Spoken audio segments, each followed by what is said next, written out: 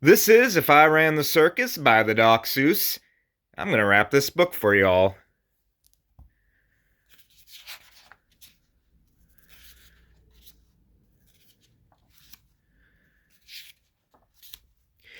In all the whole town, the most wonderful spot is behind Sneelock's store in the big vacant lot. It's just the right spot for my wonderful plans, said young Morris McGurk, if I clean up the cans. Now a fellow like me, said young Morris McGurk, could get rid of this junk with a half-hour's work. I could yank up those weeds and chop down the dead tree and haul off those old cars, there are just 2 or 3, and then the whole place would be ready, you see. All ready to put up the tent for my circus. I think I will call it the Circus McGurkus. The Circus McGurkus, the world's greatest show on the face of the earth or wherever you go. The Circus McGurkus, the cream of the cream, the Circus McGurkus, the Circus Supreme, the Circus McGurkus, colossal, stupendous, astounding, fantastic, terrific, tremendous. I'll bring in my acrobats, jugglers, and clowns from 1,033 faraway towns to the place that you'll see 'em in, ladies and gents, right behind Sneelock's store in the great McGurk tents. And I don't suppose old Mr. Sneelock will mind when he suddenly has a big circus behind. After all, Mr. Sneelock is one of my friends. He might even help out doing small odds and ends, doing little odd jobs. He could be of some aids, such as selling balloons in the pink lemonade. I think 500 gallons will be about right, and then I'll be ready for opening night. What an opening night! What a night! What a sight! I'll hoist up the curtains. The crowds will crowd in, and my Circus McGurkus will promptly begin with a welcoming toot on my welcoming horn by my horn-tooting apes from the jungle of Jorn, where the very best horn-tooting apes are all born, 'cause the very fresh air there is fine for their lungs, and some of those fellows have 2 or 3 tongues. This way, step right in, this way, ladies and gents. My sideshows here in the first of my tents. When you see what goes on, you'll say no other circus is half the great circus, the Circus McGurkus. Here on stage 1 from the ocean of alt is a sight most amazing, a walrus named Rolf, who can stand on 1 whisker, this wonderful Rolf, on the top of 5 balls, 2 for tennis, 3 golf. It's a marvelous trick, if I say so myself.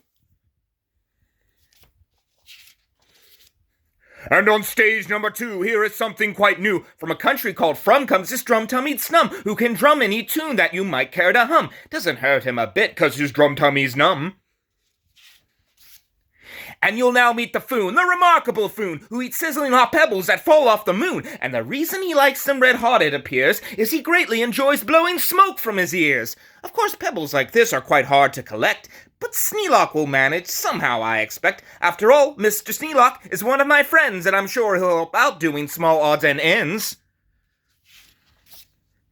And on stage number 4, see the wily Waloo, who can throw his long tail as a sort of lasso. With a flip of the hip with a tail of this kind, he can capture whoever is standing behind. He can capture old Sneelock. I'm sure he won't mind. And now here is a hoodwink, who winks in his wink hood. Without a good wink hood, a hoodwink can't wink good. And folks, let me tell you, there's only one circus with wink-hooded hoodwinks, the Circus McGurkus. The show of all shows, there's no other showman who shows you a show with a blindfolded bowman. The blindfolded bowman from Bigger Barut, the world's sharpest sharpshooter, look at him shoot. Through the holes in 4 donuts, 2 hairs on a worm, and the knees of 3 birds without making them squirm. And then on through a crab apple up on the head of Sneelock, who likes to help out, as I've said.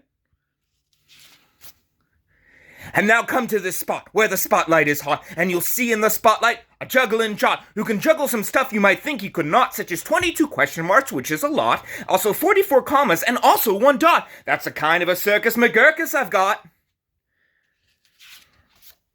But that's just my sideshow, a start, a beginning, this way to the big tent. You'll find your head spinning, while ladies and gentlemen, youngsters and oldsters, your heads will quite likely spin right off your shoulders. So hurry, step lively, quick, ladies and gents, and get into your seats in my tent of all tents.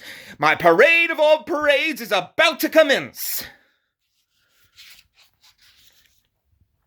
You'll see Drum Major Sneelock fling-flang his batons, and my organ McGorgon McGurkus come on, with its hot steeping pipes of gold brass-plated tin, whirling all sorts of snorts in a bumbling din. That is super stupendous, stupendous, stupendous, and when I play Dixie, please join in the chorus. Then a fluff-muffled truffle will ride on a huffle, and next in the line a fine flummox will shuffle. The flummox will carry a lurch in a pail, and a fibble will carry the flummox's tail, while on top of the flummox 3 harp-twanging snarps will twang mighty twangs on the 3 snarper harps, while a bolster blows boops on a 3-nozzle blueser, a noster blows sloops on a 1-nozzle nooser, and then comes a lion who's partly a trout, then more stuff for 45 minutes about. And then behind them, while everyone stares, comes my to and fro marchers who march in 5 layers. The fros march on toes and the toes march on fros. Don't know how they do it, but that's how it goes. And now comes an act of enormous enormance. No former performers perform this performance. The stunt is too grippingly, slippingly, frightening. Down from the top of my tent like greased lightning, through pots full of lots of big stickle bush trees, slides a man, what a man, on his roller skate skis, and he'll steer without fear, and you'll know at a glance that it's Sneelock, the man who takes chance after chance, and he won't even rip a small hole in his pants. And now here in this cage is a beast most ferocious, who's known far and wide as the spotted atrocious, who growls, howls, and yowls the most blood-curdling sounds, and each tooth in his mouth weighs at least 60 pounds, and he chews up and eats with the greatest of ease things like carpets and sidewalk and people and trees, but the great Colonel Sneelock is just the right kind of a man who can tame him. I'm sure he won't mind. Then I'll let Sneelock off for a few minutes' rest, while over your heads you will see the best of the world's finest, fanciest, breezy, trapezing, my zoom troops from the west upper Bendizing, who never quite know while they zoop and they zoom, whether which will catch what one, or who will catch whom, or if who will catch which by the one, and just where, or just when, and just how, and which part of the air. Aye, what a circus, my Circus McGurkus. My workers love work. They say, "Work us, please work us. We'll work and we'll work up so many surprises, you've never seen half of your hard 40 ices." And now again Sneelock. Brave Sneelock is back, risking life on my patented life-risking track, while the speedsters I call my colliding collusions race round us with cars called abrasion contusions, and Sneelock just lies there not one bit excited. I know he won't mind, he'll be simply delighted.